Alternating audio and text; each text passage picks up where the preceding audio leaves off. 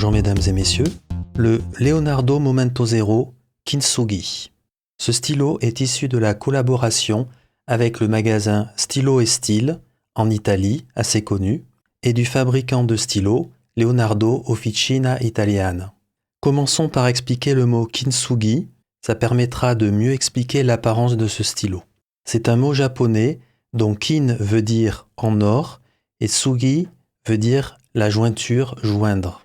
Globalement, c'est l'art de réparer les poteries, la vaisselle, les céramiques dans les zones cassées et afin de masquer dans les fentes par une laque dorée, argentée ou en platine. En réalité, c'est une technique qui est assez proche de la technique maki-e. Philosophiquement, pour les Japonais, c'est une manière de rendre vie une deuxième fois à un objet en rendant cet objet beau, c'est-à-dire que la cassure doit être embellie de façon à marquer son histoire. Leonardo et Stylo et Style ont essayé de rappeler, de mettre en valeur cette technique dans un stylo que vous avez devant les yeux. Le stylo est formé d'une résine transparente dans laquelle on a inséré des feuilles d'or. Ces feuilles d'or sont donc là pour rappeler la réparation d'une fissure dans un objet, par exemple en céramique. Si usuellement cette technique est là pour la réparation d'objets, quand on veut insérer dans la résine d'un stylo des feuilles d'or ou d'autres matériaux, il faut toujours faire attention car on risque de fragiliser la résine, d'affaiblir le matériau et de faire un stylo qui risque de casser. Ce qu'a donc voulu faire ici Leonardo, c'est en réalité un petit peu l'inverse du kintsugi, c'est-à-dire qu'il leur faut maîtriser leur process de façon à ce que l'insertion des feuilles d'or ne vienne pas fragiliser le stylo. Pour terminer, ce stylo est bien entendu une édition limitée, mais pas limitée en nombre.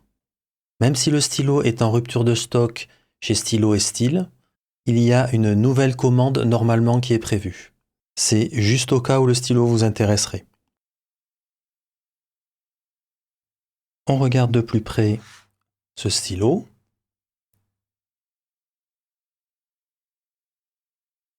J'aime beaucoup cette finition.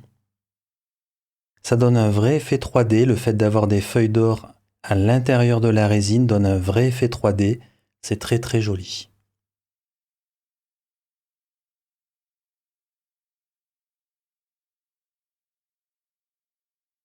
On regarde un petit peu les bouts du stylo. Rien de spécial de ce côté-là. Ce côté-là est très joli par contre, tout simplement parce que nous avons ici un vrai bloc de résine plein, donc avec pas mal de feuilles qui s'y sont glissées, et du coup ça donne une vraie texture dorée.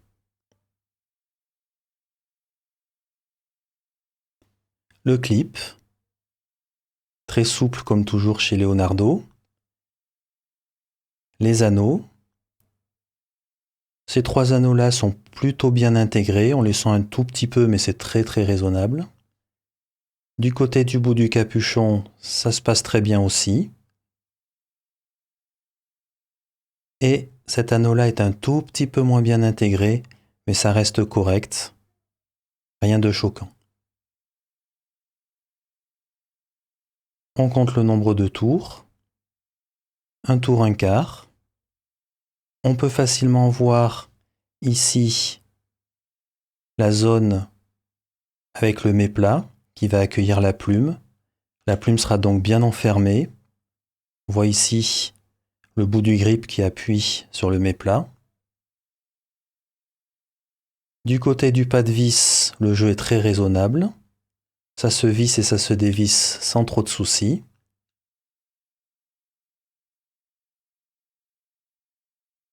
Aucun problème. De même ici, le jeu est tout à fait raisonnable. Ça se visse, se dévisse sans souci. Juste, on visse des vis métal sur résine. Le convertisseur à cet endroit-là. Alors c'est très dommage parce que cette partie-là est restée argentée ou chromée. Et du coup, ça aurait mérité quand même une petite dorure pour aller avec le reste du stylo. Cette partie-là, par contre, a une partie métallique dorée.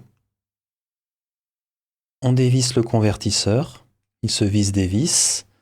On note un tout petit peu de plastique dans le pas de vis. Ça doit être très serré entre le pas de vis métal et le pas de vis plastique. Le convertisseur fonctionne, il est tout à fait standard, normal. Du côté des pas de vis, c'est tout à fait doux, il n'y a aucun problème. Ici, un anneau de protection, c'est très bien. Rien à signaler. C'est plutôt bien fait. Ici, on notera Leonardo Italie sur le convertisseur. Et on va quand même vérifier le nombre de tours pour ôter la plume, car c'est souvent, on peut le dire, pas le point fort de Leonardo. 2 tours. 2 tours presque 3/4, c'est vraiment pas beaucoup. En résumé, une fois de plus, cette zone-là est une faiblesse. Il faudra pas vous amuser à trop la monter ou la démonter et à serrer trop fort.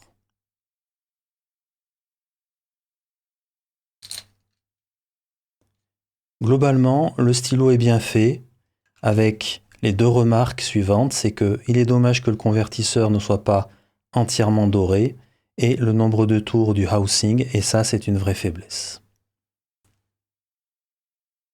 Savez-vous, j'allais complètement oublier la caractéristique que j'utilise le plus dans ce stylo. On peut retirer ici l'arrière du stylo pour pouvoir activer le piston, le convertisseur qui est à l'intérieur. Bon, pour être honnête, je n'ai absolument jamais utilisé cette caractéristique-là, et même s'il y a d'autres stylos qui le proposent, je ne l'ai jamais utilisé. D'ailleurs, je me demande vraiment si quelqu'un l'utilise. Pesons le stylo. Au total, 29 grammes. Le capuchon, 8 grammes. Et le reste du stylo, 21 grammes. On a donc à faire un stylo de poids plutôt moyen à plutôt léger.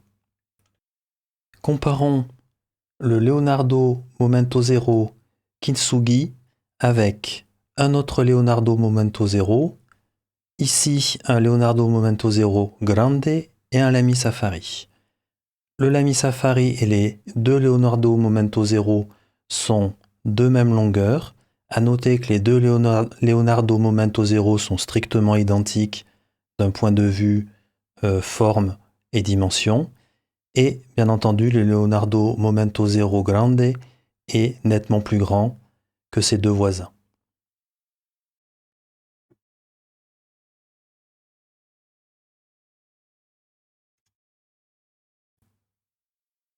Lorsqu'on a retiré les capuchons, bien entendu, le Leonardo Momento Zero Grande reste nettement plus long que les autres, et de même, le Lamy Safari et les 2 Leonardo Momento Zero sont approximativement de même longueur, et totalement identiques, bien entendu, entre les 2 Leonardo Momento Zero.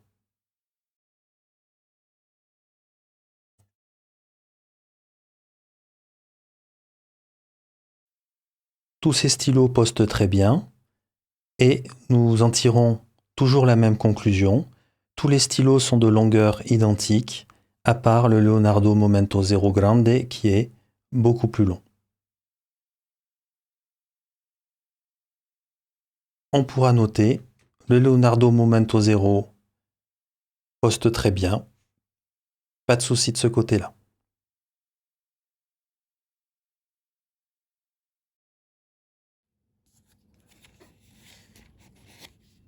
Voici le test d'écriture. Tout d'abord, le stylo peut être posté sans aucun problème et il est confortable dans toutes les configurations, posté ou non posté. Le grip est de taille moyenne, tout à fait confortable et devrait convenir à la plupart des gens. Côté plume, c'est une extra fine en acier de chez Jowo. Elle est parfaitement utilisable, mais je l'ai trouvée très moyenne et franchement, ce n'est pas la meilleure plume Jowo que j'ai eue entre les mains.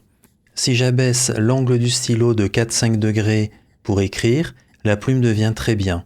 Si par contre je la remonte à 45 degrés Et aussi, si j'essaie d'aller un petit peu au-delà à 47, 48, 49 degrés, le stylo est de moins en moins agréable pour écrire, un peu comme si j'avais un petit angle en haut de la boule iridium qui était désagréable sur le papier. En résumé, on peut écrire sans problème, mais il y a un petit quelque chose de désagréable quand on écrit avec le stylo à 45 degrés.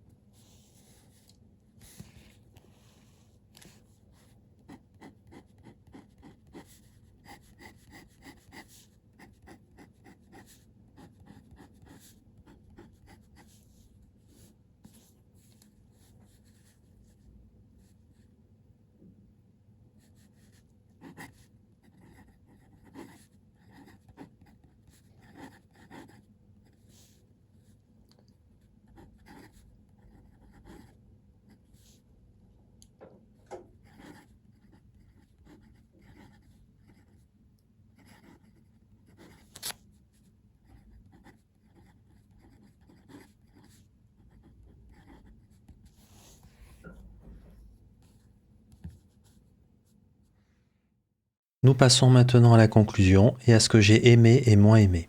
Dans ce que j'ai aimé, il est évident que ce sont les feuilles d'or dans la résine avec un vrai aspect 3D, c'est vraiment très joli. Et pour être franc, c'est vraiment l'attraction du stylo. Ce Leonardo Momento Zero est globalement bien fait d'un point de vue manufacturing, avec quelques petits reproches qu'on peut lui faire, j'y reviendrai, et un vrai point de faiblesse, j'y reviendrai aussi.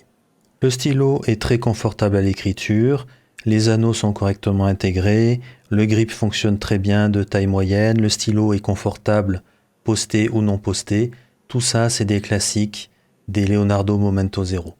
Passons maintenant à ce que j'ai moins aimé. Pour moi, il y a toujours ce problème avec pas mal de stylos Leonardo. Pourquoi il n'y a même pas 3 tours pour mettre le housing de la plume dans le grip? Ça n'est vraiment pas robuste. Le point suivant est esthétique. C'est dommage qu'il n'ait pas entièrement effectué un plaquage or sur le convertisseur. On a une partie chromée sur ce convertisseur et on peut le voir de l'extérieur du stylo. C'est dommage, il y a vraiment un petit manque d'attention ici aux détails. On notera aussi que le pas de vis entre le corps du stylo et le grip est métal sur résine. Ceci étant, c'est un problème mineur parce qu'on n'active pas très souvent le vissage entre le corps du stylo et le grip. Comme je l'ai mentionné auparavant, je trouve la plume très moyenne. Il y a un petit quelque chose qui me gêne sur cette plume que j'ai décrit dans la session d'écriture. Ensuite, j'ai écrit encore un Leonardo Momento Zero. J'avoue que des fois, c'est un petit peu lassant de revoir toujours la même forme de stylo chez Leonardo. Commencerai-je sensiblement à me lasser ? Dernier point, eh bien, si vous en voulez un, il va falloir que vous vous armiez de patience. Cette édition limitée n'est pas limitée en nombre, mais ce modèle avec cette finition a été en rupture de stock dès les premières 24 heures à sa sortie, ce qui fait donc que Stylo & Style en a recommandé. Qu'est-ce que j'ai pensé au final de ce stylo ? Eh bien, c'est un Leonardo Momento Zero, tout ce qu'il y a de classique comme les autres. Mais ce qui les distingue souvent les uns des autres, c'est bien entendu la finition, l'acrylique, la résine, etc. Et là, je dois dire, c'est très réussi, c'est même magnifique. Ces feuilles d'or piégées dans la résine sont vraiment belles et amènent un petit effet 3D au stylo. Si vous aimez beaucoup, pourquoi pas. Si par contre ça ne vous plaît pas plus que ça, passez votre chemin. C'était la revue du Leonardo Momento Zero Kintsugi. Et je vous remercie pour votre attention et à bientôt.